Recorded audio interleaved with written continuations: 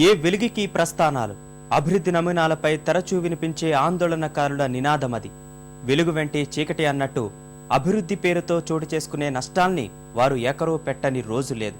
గడిచిన 50 ఏళ్లలో శాస్త్ర సాంకేతిక రంగాల్లో ప్రపంచం ఎంతో ముందుకు పోయింది. కానీ దానికి రెట్టింపు స్థాయిలో పర్యావరణం కలుషితమైపోయింది. జీవ వైవిధ్య సదస్సుకి ప్రాణాధారం లాంటి ఎన్నో వ్యవస్థలు చిన్నాభిన్నమైపోయాయి. హైదరాబాద్ నగరంలో జరుగుతున్న అంతర్జాతీయ జీవ వైవిధ్య సదస్సులో ఇప్పటికే ఆ విషయాల్ని ధారావాహికగా వివరిస్తున్నారు. ఆ పరంపరలో భాగంగానే మనకు తెలిసిన విషయమే అయిన చిత్తడి నేలలు అనే అంశంపై ఆందోళనకరమైన వాస్తవాలతో నివేదికను విడుదల చేసింది. అర్ధ శతాబ్దపు అభివృద్ధి ప్రస్థానం పేరిట మనిషి సాగించిన వీర విహారానికి ప్రపంచంలోని దాదాపు సగానికి పైగా చిత్తడి నేలలు కనుమరుగైపోయిన చేదు నిజాన్ని కళ్లకు కట్టింది.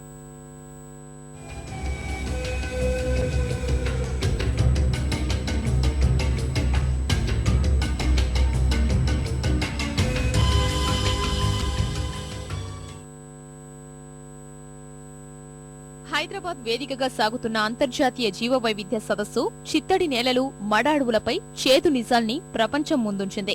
నీరు, చిత్తడి నేలల పేరిట విడుదల చేసిన నివేదికలో తుళ్లిపడే వాస్తవాలు వెల్లడించింది. పెరిగిన వ్యవసాయం, సంప్రదాయ, పారిశ్రామిక అవసరాల కోసం సాగించిన అన్వేషణలో మనిషి కోల్పోయిన అమూల్య సంపదకు సంబంధించి గణాంకాలతో సహా హెచ్చరికలు చేసింది.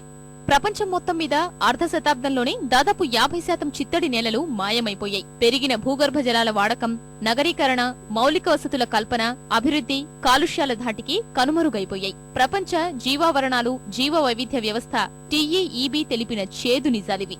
పరిస్థితి ఇలానే కొనసాగి చిత్తడి నేలల శాతం మరింత తగ్గుతూ పోతే దేశాలు ఆర్థికంగా భారీ నష్టాన్ని చవిచూడాల్సి వస్తుందని జీవ వైవిధ్య సదస్సు హెచ్చరించింది. వాటి ప్రయోజనాలు గుర్తించి సంరక్షించకపోతే ప్రపంచ దేశాలు ఆర్థికంగా, పర్యావరణ పరంగా తీవ్ర భారాన్ని మోయాల్సి వస్తుందని స్పష్టం చేసింది. We know today already that within the next 8 to 10 years, 1/3 of the world's population will be living in water-stressed countries. We know already today that much of the polluted water runoff from terrestrial sources into our world's oceans and coastal zones is creating dead zones across the planet.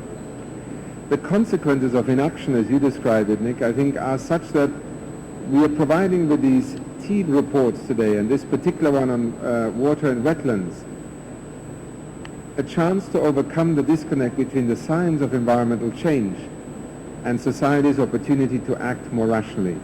ఇంతకీ ఏమిటి చిత్తడి నేలలు, ఏమిటి మడ అడవులు? అవి నశించిపోతే వచ్చే నష్టాలేంటి? తరుముకొస్తున్న ఆపద తీవ్రత అర్థం కావాలంటే ముందు వాటి వివరాలు తెలుసుకోవాలి. పంచభూతాల్లో ఏ ఒక్కింటికి ఆగ్రహం వచ్చినా వచ్చే విపత్తు నివారించడం మానవ మాతృల తరం కాదు. కాని తీవ్రత తగ్గించే ప్రత్యామ్నాయాల్ని ఆ ప్రకృతే ప్రసాదించింది. వాటిల్లో ప్రధానమైనవే చిత్తడి నేలలు, మడ అడవులు. వాటిని వదిలిపెట్టకుండా సర్వనాశనం చేస్తున్నాడు మనిషి. అందుకే ఏటా కొత్త కొత్త విపత్తులొస్తున్నాయి, వినాశనం సృష్టించి వెళ్లిపోతున్నాయి. నదులు, సముద్రాలు వంటి జలవనరులకు, ప్రధాన భూభాగానికి వారధులే ఈ చిత్తడి నేలలు. ఎటు చూసినా బురద నిండి ఉండే అవి జీవ వైవిధ్యానికి పెట్టని కోటలు. మడ అడవులకు ఆశ్రయ దుర్గాలు. సాధారణ అడవుల్లా కాక దట్టంగా పెరిగి మరుగుజ్జుల్లా కనిపించే వాటి విలక్షణతే వేరు. పుడమికి రక్షణ కవచంలా ఉంటూ ఎన్నో జీవరాశులకు ఆవాసాన్నిస్తూ విపత్తుల నుంచి ప్రజల ప్రాణాల్ని, ఆస్తుల్ని కాపాడే అడ్డుగోడలుగా నిలుస్తాయి. ప్రవాహాల ఆటుపోట్ల నుంచి, కోత నుంచే కాక తుపాన్ల వంటి ప్రకృతి వైపరీత్యాల నుంచి రక్షణ కల్పిస్తాయి. మూడు వైపులా సముద్ర తీరమున్న మన దేశం మడ అడవులకు పుట్టినిల్లు. దేశంలో 4662 చదరపు కిలోమీటర్ల మడ అడవులు విస్తరించున్నాయి. భౌగోళిక విస్తీర్ణంలో అది 0.14%. కానీ పారిశ్రామికీకరణ, ఆక్రమణలతో అవి నానాటికి కుచించుకుపోయే ప్రమాదం నెలకొంది. గుజరాత్ వంటి రాష్ట్రాల్లో పూర్తిస్థాయి రక్షణ చర్యల వల్ల వాటి విస్తీర్ణం పెరిగినా ఆంధ్రప్రదేశ్ సహా చాలా తీర ప్రాంతాల్లో పరిస్థితి తీసికట్టుగా మారుతోంది. మన రాష్ట్రంలో కృష్ణా, గోదావరి నదీ ముఖద్వారాల వద్ద గతంలో మడ అడవుల విస్తీర్ణం గణనీయంగా ఉండేది. కానీ క్రమంగా పరిస్థితి మారింది. భారతదేశానికి మొత్తం 7517 కిలోమీటర్ల విస్తారమైన తీరరేఖ ఉంది. జనాభాలో 25% తీరానికి దగ్గరలో ఉంటున్నవారే. సముద్రాన్నే నమ్ముకుని బతుకు సాగించే మత్స్యకారులు కోటిపైనే. మరి సాగరాలే ప్రకోపిస్తే వారి గతి ఏం కాను? ప్రకృతి విపత్తుల్ని ముందుగా గుర్తించగలమేమో కాని అది చేసే విధ్వంసాన్ని ఆపడం ఎవరితరం? కాని బీభత్సాల్ని అడ్డుకునేందుకు మడ అడవుల రూపంలో ప్రకృతే అడ్డుగోడలు నిర్మించింది. కాని ఆ పెట్టని గోడల్లాంటి మడ అడవుల్ని అడ్డంగా నరికివేసుకుంటున్నాం. ఉపయోగాలు తెలియక కొందరు, తెలిసినా స్వార్థ ప్రయోజనాల కోసం మరికొందరు ఇప్పటికే చాలా వరకు నాశనం చేసేశారు. ప్రపంచవ్యాప్తంగా ప్రధానంగా ఉత్తరాసియాలో ఏడాదికి 1.6% చిత్తడి నేలలు కనుమరుగవుతున్నాయన్నది జీవ వైవిధ్య సదస్సు చెబుతున్న సత్యం. దాని కారణంగా మడ అడవులు ఉనికి కోల్పోతున్నాయి. కేవలం ఆ ఒక్క కారణం వల్లే 1980 నుంచి ఇప్పటి వరకు 20% మడ అడవులు మాయమైపోయాయి. అంతేకాక చిత్తడి నేలల తరుగుదల వల్ల వలస పక్షుల జీవన విధానంపై తీవ్ర ప్రభావం పడుతోంది. సైబీరియా నుంచి భారత తూర్పు తీరానికి వలస వచ్చే పక్షుల పరిస్థితే దీనికి ఉదాహరణని నిపుణులు వివరించారు. One particular charismatic little species called a spoon-billed sandpiper. It's a little bird about that big, and it's got a very strange flat beak. It breeds in the Arctic, in Siberia, and winters in this region, in India through to Southeast Asia. Is now on the face of extinction that a last-ditch captive breeding program has been established to take some of these birds into captivity to help them get through the next few years, because the rates they're disappearing at, they won't be out there because of a combination of hunting on the wintering grounds, accidentally catching and killing these birds. బర్మాలో మడ అడవుల్ని విచ్చలవిడిగా నరికేయడం వల్ల అక్కడి ప్రాంతాలు భారీ మూల్యాన్నే చెల్లించాయి. 2004లో వచ్చిన tsunami 1,00,000 మందిని పొట్టనబెట్టుకుంది. అప్పుడు మడ అడవులు దట్టంగా ఉన్న చోట్ల నష్టం తక్కువగా జరిగిందని అధ్యయనాలు వెల్లడించాయి. ప్రపంచవ్యాప్తంగా ఉన్న మడ అడవుల్లో ఇప్పటికే సగానికి పైగా తరిగిపోయాయి. గత 2 దశాబ్దాల్లో వాటి నరికివేత ఘోరంగా పెరిగింది. దేశంలో మొత్తం 974 కిలోమీటర్ల తీరరేఖ ఉన్న మన రాష్ట్రంలో మడ అడవులు 9% ఉన్నాయి. విశాఖపట్నం, పశ్చిమ గోదావరి, ప్రకాశం, కృష్ణా, గుంటూరు జిల్లాల్లో అవి విస్తరించాయి. తూర్పు గోదావరి జిల్లాలో 32,366 హెక్టార్లు, కృష్ణా జిల్లాలో 14,693, గుంటూరు జిల్లాలో 8,490 హెక్టార్లలో మడ అడవులు విస్తరించి ఉన్నాయి. వాటిల్లో 70కి పైగా వృక్షజాతులు పెరుగుతున్నాయి. అవి మత్స్య సంపద, పక్షి జాతులకు నెలవు. 1997లో వచ్చిన భయానకమైన ఉప్పెన నుంచి గుంటూరు జిల్లా తప్పించుకుంది అంటే మడ అడవుల పుణ్యమే.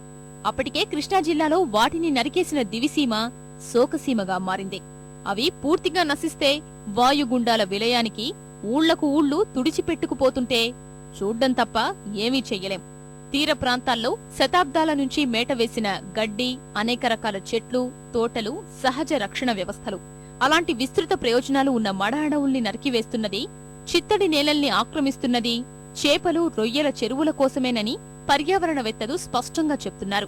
రొయ్యల చెరువుల కోసం అక్రమంగా ఆక్రమించడం వల్లే చిత్తడి నేలలు నాశనమయ్యాయని నేషనల్ రిమోట్ సెన్సింగ్ ఏజెన్సీ నివేదికలు తేటతెల్లం చేస్తున్నాయి. కాలువలు, నదుల్లో చెక్ డ్యాంలు కట్టడం వల్ల నదీ ముఖద్వారాలు పూడుకుపోయి మడ అడవుల పెరుగుదలకు ప్రతిబంధకమవుతోంది. పరిశ్రమలు, వ్యవసాయం, వాటి అనుబంధ రంగాల నుంచి వెలువడుతున్న విషపూరిత వ్యర్థాలు వాటిని అడ్డుకుంటున్నాయి. అంత జరుగుతుంటే ప్రభుత్వం ఏం చేస్తోందనే సందేహం రావచ్చు. తీరం వెంబడి ఉన్న భూమిని పరిరక్షించేందుకు 1991లోనే కేంద్ర ప్రభుత్వం తీసుకొచ్చిన సిఆర్జెడ్ నిబంధనలు ఎంత బాగా పనిచేస్తున్నాయో దీన్ని బట్టే అర్థం చేసుకోవచ్చు.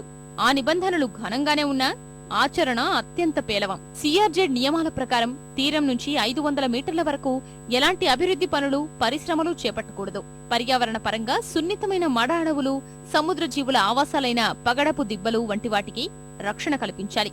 ఈ నియమాలేవి సక్రమంగా అమలవుతున్న దాఖలాలు సున్నా. పైగా మన ప్రభుత్వం పిలిచి మరీ ఇచ్చిన ప్రత్యేక ఆర్థిక మండళ్లలో చాలా తీర ప్రాంతాలకు ఆనుకునే ఉన్నాయి. ఉదాహరణకి తూర్పు తీరంలో విశాఖ నుంచి కాకినాడ వరకు ప్రతిపాదిస్తున్న పెట్రో రసాయన కారిడార్ తీరంలో దాదాపంతా ఇలా ప్రత్యేక ఆర్థిక, పారిశ్రామిక మండళ్లుగా రూపాంతరం చెందుతోంది. ఓడరేవుల అభివృద్ధి పేరుతో వేల ఎకరాలు పరిశ్రమలకు కట్టబెట్టారు. అవే పూర్తయితే తీర ప్రాంతంలో చిత్తడి నేలలే కాదు, మొక్కనది కూడా కనిపించదు. విశాఖపట్నంలో దట్టమైన అడవిలా కనిపించే డాల్ఫినోస్, యారాడ కొండ ప్రాంతాల్లో ఇవాళ పచ్చదనం భూతద్దం వేసి చూసినా కనబడదు. విశాఖపట్నం నుంచి నెల్లూరు వరకు తీర ప్రాంతమంతా అలాగే మోడువారిపోతోంది. కాకరాపల్లి, సోంపేట వంటి థర్మల్ విద్యుత్ కేంద్రాల కోసం చిత్తడి నేలల్నే బీడు భూములుగా చూపి రాసిచ్చేస్తున్న ఘనులు మన యంత్రాంగంలోనే ఉన్నారు. ఇక రామ్సార్ వంటి అంతర్జాతీయ ఒడంబడికల గురించి ఎంత తక్కువ మాట్లాడుకుంటే అంత మంచిదే. ఆ తీర్మానాన్ని 1971 ఫిబ్రవరి 2న అమల్లోకి తీసుకొచ్చారు. తరువాత 1997 నుంచి ఏటా ఫిబ్రవరి 2న ప్రపంచ చిత్తడి నేలల దినోత్సవంగా నిర్వహిస్తున్నారు.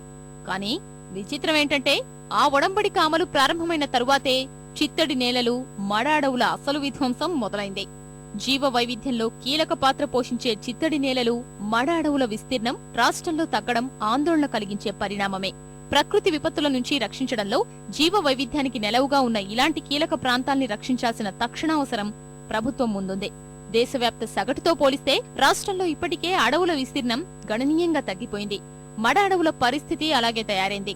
ఈ పరిస్థితి ఇలాగే కొనసాగితే జీవ వైవిధ్యానికి మరింత తూట్లు పడే ప్రమాదం ముంగిట్లోనే ఉంది.